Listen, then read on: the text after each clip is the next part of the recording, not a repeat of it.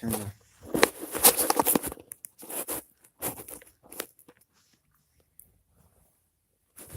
I feel comfortable doing it over here. Whew.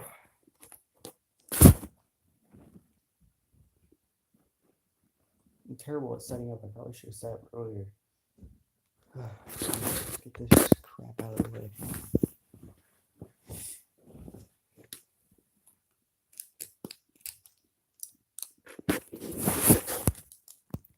Alright.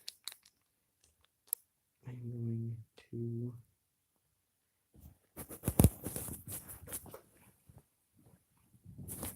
turn the lights on.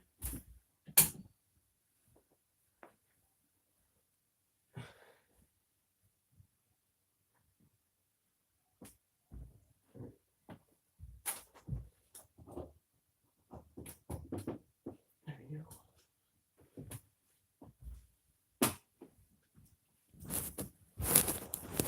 All right.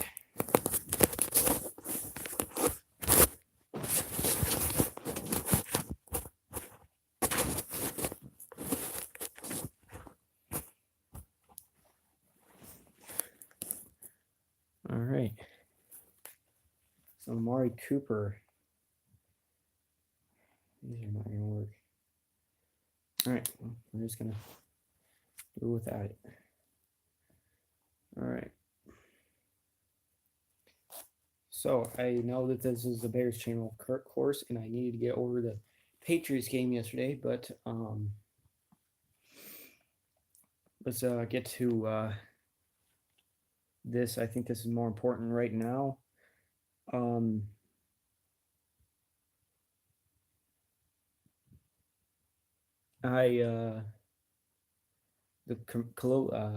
Mack was traded about almost 2 months ago, and it looked like a really good trade for the Bears because they got a second round pick and a fifth conditional back after trading 2 first round picks and some more picks, I believe. But it's Khalil Mack. He's like, I wouldn't say that he's the best defensive player right now, but he's been slowing down because of the ankle. And I do believe that the Bears should rest him for about a week against the Jets. The Jets are a beatable team for what we have with right now. I think we should just let Khalil Mack rest that ankle for a couple weeks because it did come back during this game, and I just think it needs some time. If he does end up saying that it hurts again, but Khalil Mack has been one of the better players in the NFL for the past 2-3 years. Past 2 years at least. So I could see why that the Bears would trade 2 first round picks, but I don't think I would even give up 1 first round pick for Amari Cooper. He hasn't really been a top wide receiver this year. Really he hasn't. He's been putting up stats that are just, when you look at how many yards he's gotten, I believe he has around 280 yards, 22 catches, I believe. He's had 2 back-to-back 1,000-yard seasons. Hopefully he can get back to that form if he does, if it works out with the Cowboys, and I'm sure it will. The environment in Oakland, I believe, had something to do with it, and he did have a case of the dropsies. But I get why the Cowboys traded for him, but I don't. All they asked it. I believe the Raiders only asked for a second round pick, and they were able to get a first rounder out of them. I don't think that the Raiders would trade away a second round pick I mean, I don't think the Cowboys would trade away a first round pick for Amari Cooper. I wouldn't do that. Do I believe he's a third round pick? Probably. Borderline second round pick, maybe. And what I mean by that is probably a late second round pick, which I don't know if that's possible because the Cowboys look like the middle of the pack right now. So that's what I'm trying to get at. I mean, not even one first round pick is worth Amari Cooper because he isn't even a top. He's not in that conversation to being one of the top wide receivers. If you like, I could see. I don't know. Probably. It's hard. It's hard to think of a wide receiver that's actually worth one first round pick. I know wide receivers that are worth two first round picks, but I don't know about just one. Uh, yeah, I mean the Cowboys they kind of overpaid on that trade, but they were in desperate need of a wide receiver. The Oakland Raiders knew that. I'm pretty sure that's why they were able to get what the first round pick was because they knew that the Cowboys were desperate to get a first to get Amari Cooper. They were like, we lost this game to the Redskins, our rival. We lost by 3. Let's go out and get the best receiver on the trade market, and let's on the trade block, and just let's take over that division. And they're in position to they're in position. They're tied for second place. Um, they're if I'm the Cowboys right now, you have to take advantage of that Eagles Super Bowl hangover, and that's I think that's what they're trying to do. They're trying to strengthen that offense so that they can take advantage and try to overcome the Redskins. The Redskins are looking really good, but I don't think they should have won that game. I believe they got lucky.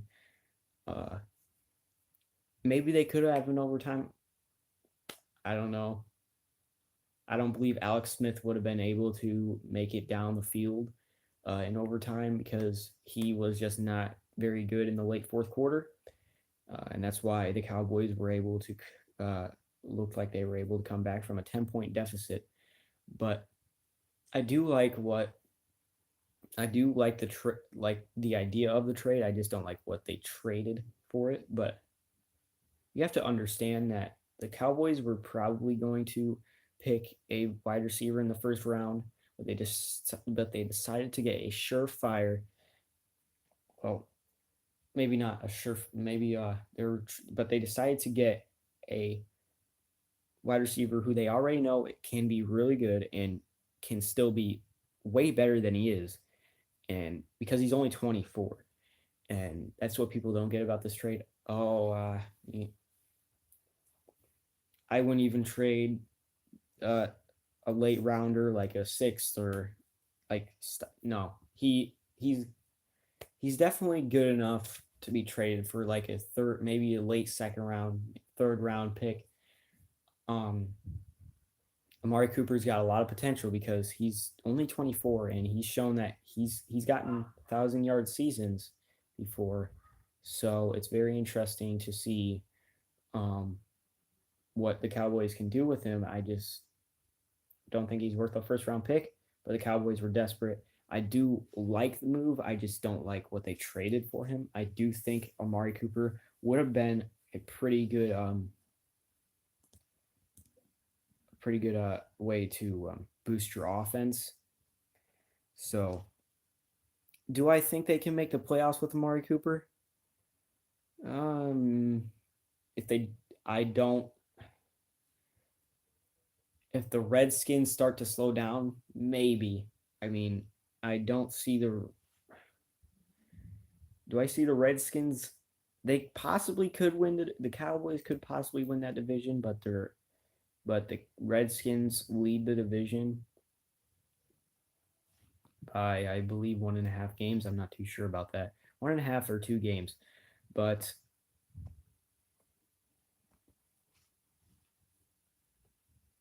do I? I don't know because the Cowboys have been inconsistent. I do think the Eagles will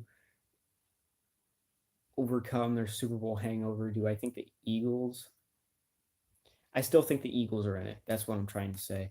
I do think that the Eagles are going to be better. Um, but yeah, that's what I think of it. I I I get why you do the trade though. So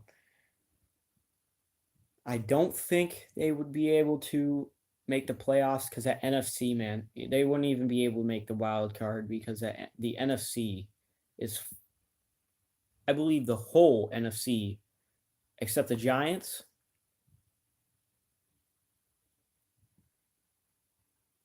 I still think the Falcons can squeeze in there possibly if they can get a win streak going. Um, but yeah, it's besides the Giants. I think that's the only team I believe could make a the playoffs any given year. Um, so the NFC is tough. The AFC not so much. If they were in the AFC, I believe that they would make the playoffs with Amari Cooper. The Cowboys defense is really good. Dak Prescott has to be better. He cannot struggle. If they want to make the playoffs, Dak Prescott cannot struggle on passing the ball. He has to be able to get to receivers, and he actually looked really good yesterday. So kudos to him. But he looked really good in the fourth quarter, um, hitting his open receivers when on time, on target. Very nice, and he nobody. I saw a couple times when the pocket collapsed, and he was able to get out and create for himself. So he did really good against the Redskins. Um, he was probably the only reason why they were in this game, honestly, and the defense, of course. But because Ezekiel Elliott was not doing anything, so maybe they can make the playoffs. I highly doubt it. Um, but this is starting to look like a much better offense with Amari Cooper. Um, but I think that first round pick is way too valuable. Um, because you could get a really this. I get why you because this your draft coming up is going to be really defensive. It's going to be a good defensive draft, but I Cooper is definitely capable of getting 1,000 yards um, a season. I don't think through 8 weeks he's only had 200 yards, so he's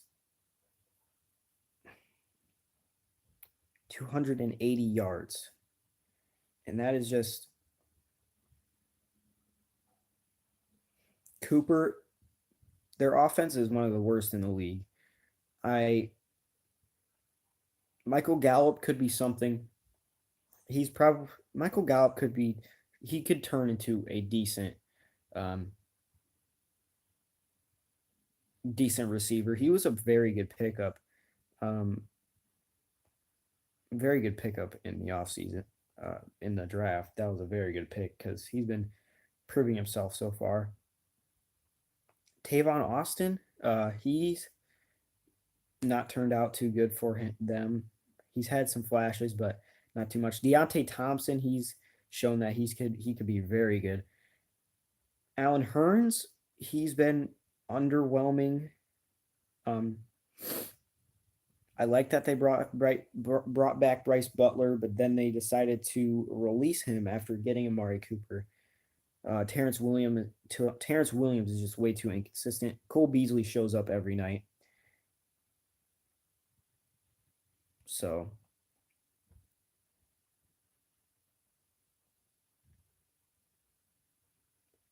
I mean he these Cowboys receivers, man, they just Michael Gallup, he has made the most of his catches. He's only had 10, and he's had 190 yards on those catches. So Dak just need. I feel like the issue isn't really the receivers because they got some good receivers. They just don't have a number one wide receiver, and that's what Amari Cooper gives to you. It's a number one wide receiver. That's what was the problem. They had too many slot like good slot receivers like Allen Hurns, Cole Beasley. Terrence Williams is a wideout, but he is way too inconsistent to be that number one guy. Deontay Thompson, he's a mix. Um, Tavon Austin is definitely a slot receiver. I to they have good slot. They need a good wideout, and they got it with Amari Cooper. Michael Gallup. I do feel like if Dak Prescott can give the Michael Gallup the ball more, he probably will be way better. He'd be way better. He'd be on pace. If he had 100 catches this season, he's been he was on pace to do better than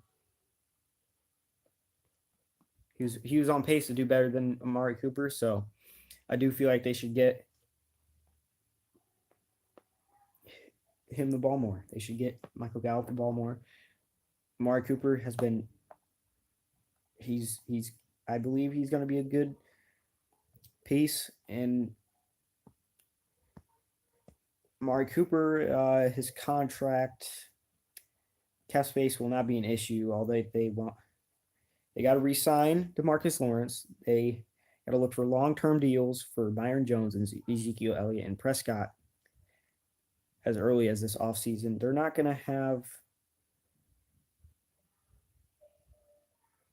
too much of an issue, but you got to make sure that you re-sign DeMarcus Lawrence, and he's gonna have a big paycheck because he saw what Khalil Mack got. Now you got to figure out what you're gonna do since he saw what Khalil Mack got. Ezekiel Elliott, he's worth a big contract, I believe. Still, he's one of the better running backs. He's probably top 5 running back in the NFL. I don't see why you wouldn't get him. Byron Jones, he's basically been a top 5 corner in the league. So yeah, those guys, they're pretty good. That defense, I think, is very good. There could be some needs in the secondary. I do feel like they could use a safety, and that's why I do think that they should have traded for Earl Thomas. But as long as they get a safety in probably the second round next year in the draft, that'd be very nice. Or you could just sign Earl Thomas in free agency. That would not be an issue. So that is the overview of that is my overview of the Dallas Cowboys, including the details of the Amari Cooper trade. I wanted to get over the Bears that game against Patriots. It was very frustrating to watch, even though they only lost by 7. It kind of sucks that now we're at 500 and we're at the bottom of the division with the Lions. I know we could still probably get 10 wins this season. We're projected to, for the games that we're projected to win, for the games that we're supposed to win, we're basically projected to get 10, 11 wins. So I do feel like we can still get there. Possibly 9 wins. That isn't going to get us in the playoffs, but the improvement from 5-10 to 9-7, that is such an improvement. So I wouldn't be too mad. But we did kind of throw away our future. I mean, not throw away, because we do have a really good future in our safeties with Eddie Jackson, Adrian Amos, and then Roquan Smith, who's going to be a superstar, I believe. Danny Trevathan, I don't think he has too much of a future. I do think he will stay on this team, though, because he's far too valuable. He's probably going to stay there until Roquan Smith can actually be be the the defensive captain, along with Roquan. Excuse me, Khalil Mack. This our team is young already. That's why I feel like Ryan Pace did that. But if we, I'm just gonna overlook what's going on. So if we don't make the playoffs by next year, we're probably gonna be looking around like, what are we doing? So eight by the time we get our first round picks back, it's gonna be we don't even have second rounders either. Uh, that sucks. But Adrian Amos is going to be 27. Eddie Jackson's going to be 26, I believe. Khalil Mack's going to be 29. Still could be a prime age for him. He's probably going to be in his prime for another 4 years, so that's fine. Danny Trevathan will probably be gone. Akeem Hicks, he's going to be around. He's getting older. But we've got to make the playoffs next year. We can't be we're way too good of a team to be losing games like we have been in.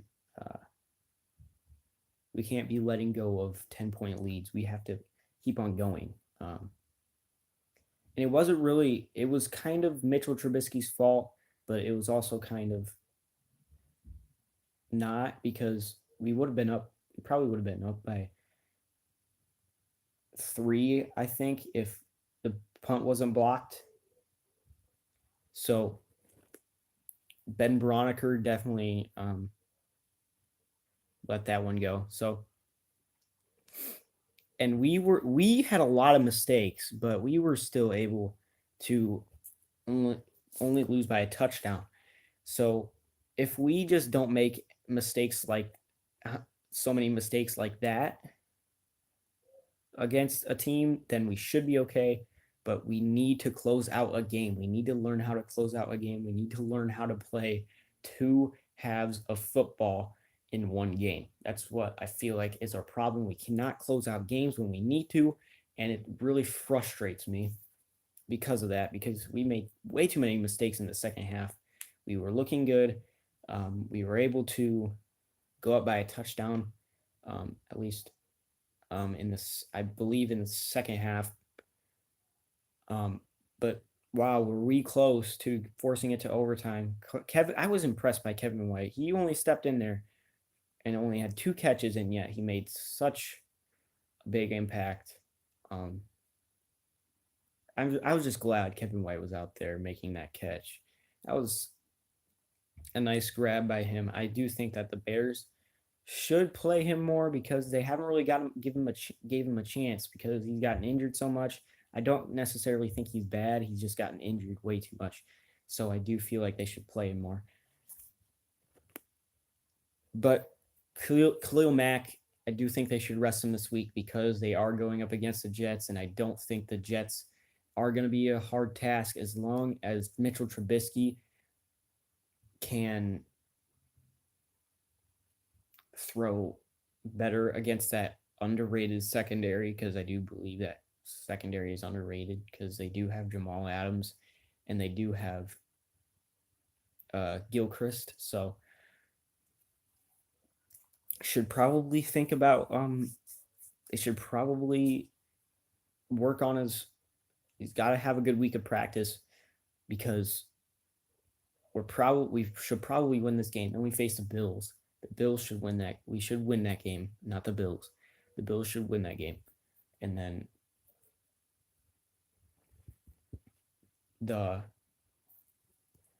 who we face after that, I believe we face the Lions. And the Lions, that might be a little bit of a tough game. They have the worst rushing defense in the league. So maybe we could walk all over them, because we do have Tariq Cohen. We could basically walk all over him. I don't know about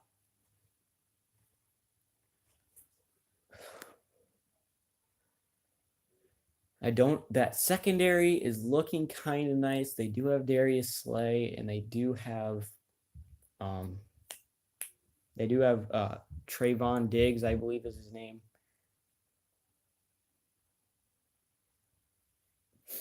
I'm sorry, Lions fans, if I got it wrong, but they do have Ezekiel Ansah. Ugh. I don't know if he's healthy yet, Ezekiel Ansah, Ziggy Ansah, but if he is healthy by that time, I do think he could get healthy maybe. But if he does, then we need to watch out for him. They probably could match him up against Bobby Massey. That's one position we need to address is the tackle. Charles Leno's been very good. Our offensive line has been really good, except Bobby Massey. Bobby Massey just needs out there. He hasn't been good. So I believe Mitchell Trubisky could turn it around because he did. Um, he was able to redeem himself after marching down the field and giving it to Trey Burton in the final 5 minutes or so. So I do believe that he can turn it around. So he has been carrying some, he did carry some momentum into the Patriots game, and he kind of got unfortunate on one of those interceptions, but you still can't be making those types of throws. And he was off the mark a lot that game. He was off the mark a lot. He was only making a little bit over 50% of his throws. So he definitely needs to get better at that. He was going after a slow start, but his receivers weren't getting open. I did realize that his receivers were not getting open except Trey Burton. Trey Burton was the only one creating separation. I do think they should use Trey Burton more because after that game, because it was against Dante Hightower. So, and Dante Hightower is one of the better linebackers in this game, in the NFL. So, um, yeah, Allen Robinson. Hopefully, he can get healed up soon. I don't think it's that much of a. I don't think it's that much of an injury. I do feel like it's a minor injury. Khalil Mack, he's got a day-to-day injury. It could get, maybe they won't have to rest him. It could get healed up this week, but if he keeps on playing on that ankle and he keeps on getting more hurt by playing on that ankle, then they do need to rest him 1 week. Um, and I think a good week could be against the Bills possibly if it does come back and if they play them against the Jets and it does come back, it's a good week to rest him because the Bills aren't that good. So, and I don't know when Josh Allen will be back for the Bills. So, I don't know why we lost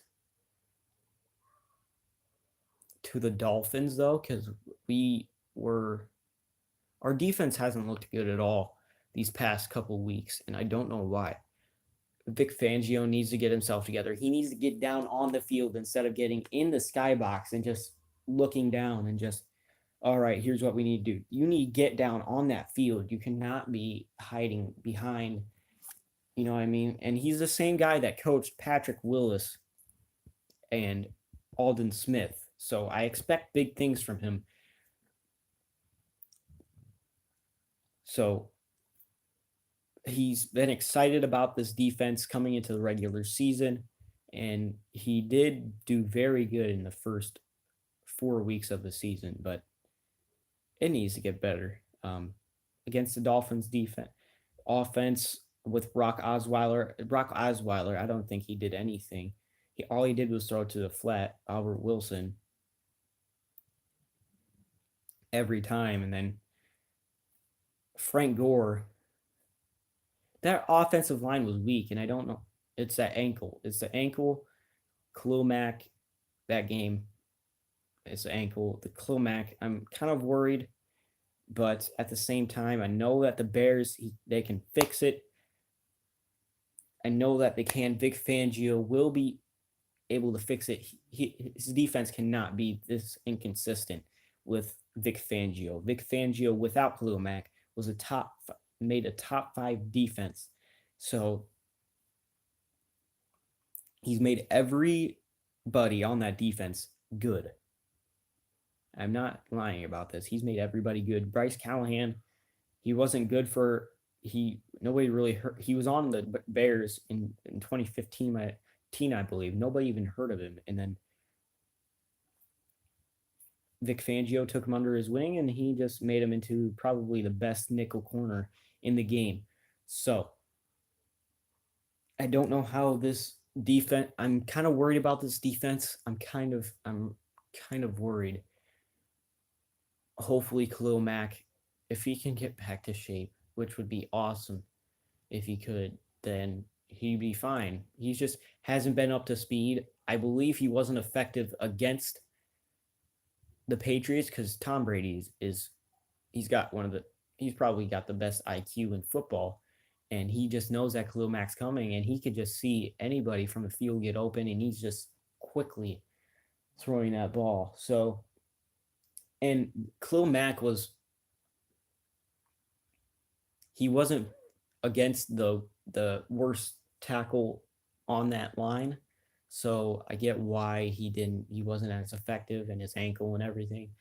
His ankle gets healed. He's gonna get better. I don't see why he doesn't get back to his own form, older form, with his ankle healed. So that's what I think about that. I think our defense could be dynamite after Khalil Mack gets back from injury. And schemes, the defensive schemes have got to get better.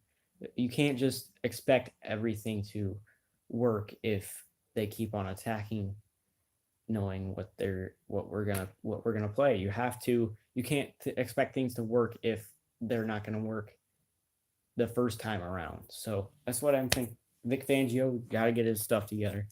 He's got to remind Kyle Fuller that he can't just get interceptions. He has to play good. He's got to play good coverage. You can't just getting interceptions doesn't make you good. You have to play good coverage. So that's what I think about that. And I think that's going to be it. I will see you guys next time. Bye.